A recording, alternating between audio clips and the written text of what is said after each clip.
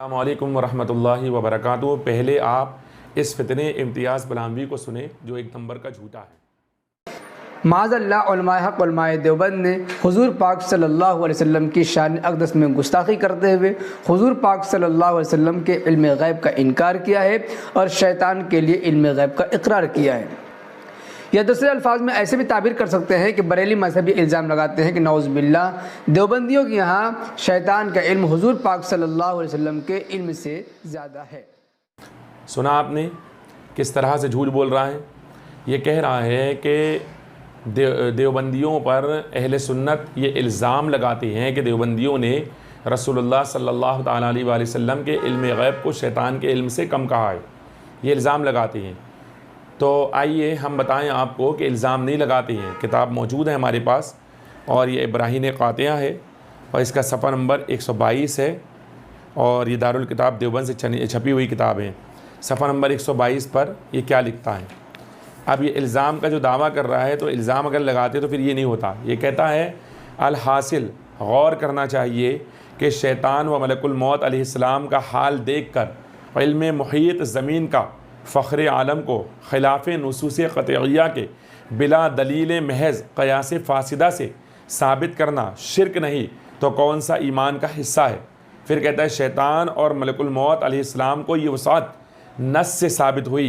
फ़ख्र आलम सल्लल्लाहु ताला अलैहि वसल्लम की वसात इल्म की कौन सी नस क़तई है कि जिससे तमाम नसूस को रद्द करके एक शिरक साबित करता है। यह साफ़ कह रहा है कि शैतान और मलकुल मौत को ये वसात नस से साबित है। मैंने अलैहिस्सलाम अपनी तरफ से कहा और फ़ख्र आलम सल्लल्लाहु अलैहि वसल्लम भी मैंने अपनी तरफ से कहा, क्योंकि ये ना हुजूर के नाम पर सल्लल्लाहु अलैहि वसल्लम लिखा है इसने, ना मलकुल मौत अलैहिस्सलाम के नाम के आगे अलैहिस्सलाम लगाया है। बहरहाल तो ये कह रहा है कि शैतान को और इज़राइल अलैहिस्सलाम को ये वसात नस से साबित है, कुरान और हदीस से साबित है। फ़ख्र आलम सल्लल्लाहु अलैहि वसल्लम की वसात इल्म की वसात इल्म समझता है, उर्दू अगर समझती हो तो समझ में आएगा।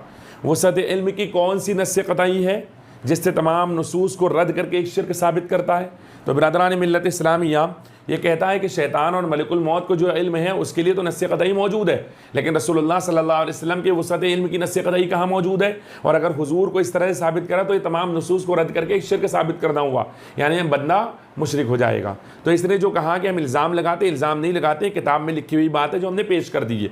इसको समाअत कर लें, अच्छी तरह देख लें। अब आइए इसका दूसरा हिस्सा वीडियो का और समाअत फरमाएं। अब ये क्या कह रहा है।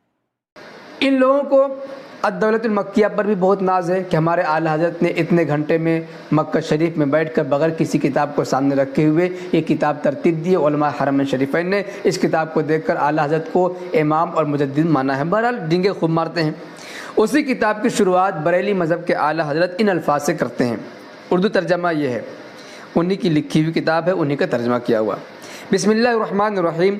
मैं हम्द करता हूँ अपने रब आलिमुल गैब की रज़ा के लिए जो अपने गैब को किसी पर ज़ाहिर नहीं फरमाता सिवाय अपने पसंदीदा रसूलों के, और मैं दरूद सलाम भेजता हूँ माकाना व मायकून के आलिम अपने सरदार अपने मौला मोहम्मद मुस्तफ़ा सल्लल्लाहु अलैहि वसल्लम पर।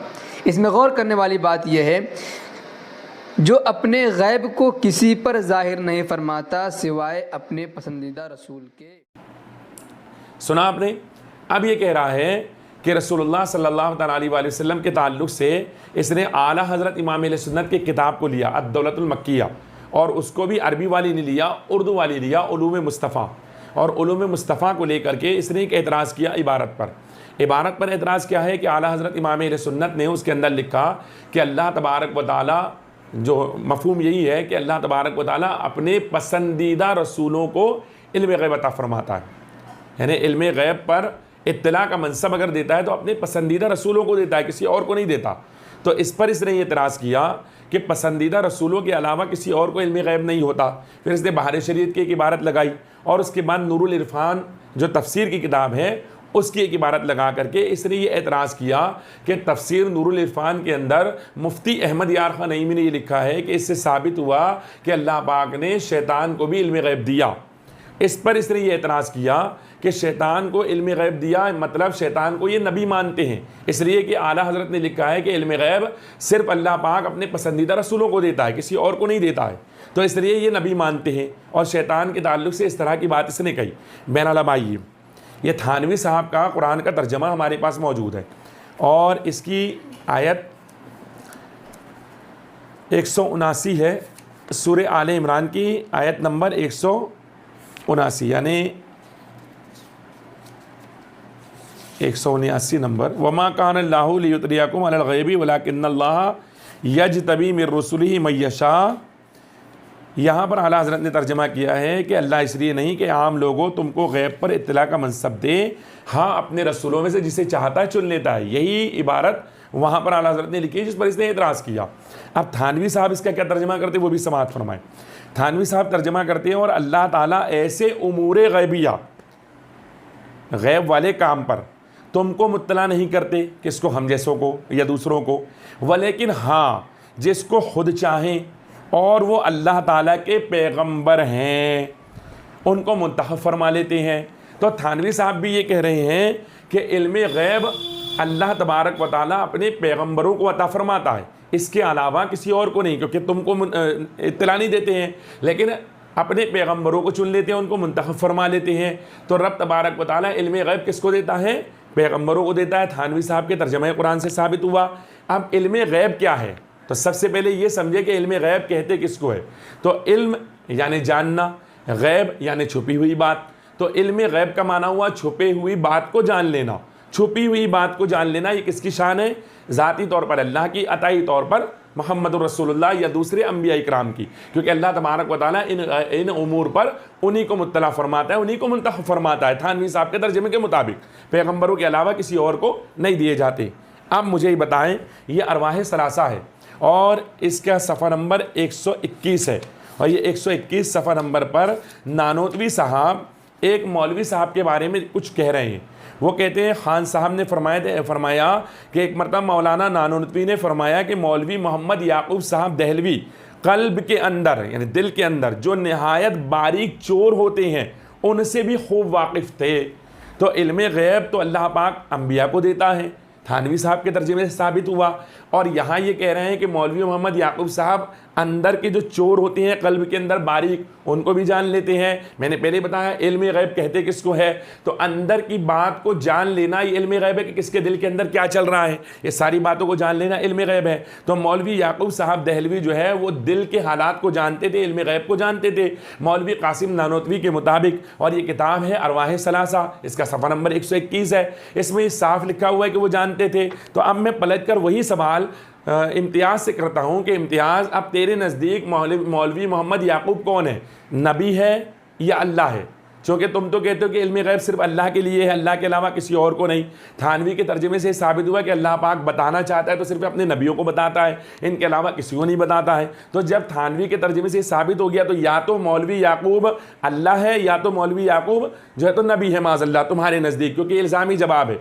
अब और आए इससे आगे बढ़ें तो ये तक़वियतुल ईमान है मेरे पास में, इसके सफ़ा नंबर 18 पर मौलवी इस्माइल दहलवी ने एक बात लिखी है। ये किताब छपी है तक़वियतुल ईमान, कुतुब खाना हमीदिया, 442 गली गढ़ैया जामा मस्जिद दिल्ली। इसके सफ़ा नंबर 18 पर यह लिखता है शिर्क फिल इल्म के ताल्लुक़ से कि बिलाशुबा इस अक़ीदे से इंसान मुशरिक हो जाता है, यानी हक़ ताला जैसा इल्म अगर किसी के लिए माना जाए तो। और फिर कहता है किसी बड़े से बड़े इंसान से ये अक़ीदा रखे या मुक़र्रब से मुक़र्रब फरिश्ते से। और फिर कहता है अगरचे उनका ये इल्म ज़ाती समझा जाए या खुदा का अता किया हुआ, हर सूरत में शिरकी अक़ीदा है। तो अगर ज़ाती समझकर मौलवी नानोतवी ने याकूब के बारे में ये कहा तो भी मुशरिक हुआ, और अगर अताई समझकर कहा तो भी इस्माइल के फतवे से मुशरिक हुआ। अब यही इस्माइल दहलवी अपने फतवे को भूल करके सफ़ा नंबर 30 इसी किताब के अंदर लिखता है, अल्लाह पाक अपनी मर्ज़ी से कभी किसी को गैब की जिस कदर बात बताना चाहता है बता देता है। तो गैब की जिस कदर बात अल्लाह चाहता है बताना चाहता है बता देता है। ये इस्माइल दहलवी लिख रहा है, जबकि 18 पर लिखता है कि अताई तौर पर बताएगा तो अता हो जाएगा। तो अताई तौर पर भी अगर माना तो शिरकी अकीदा है।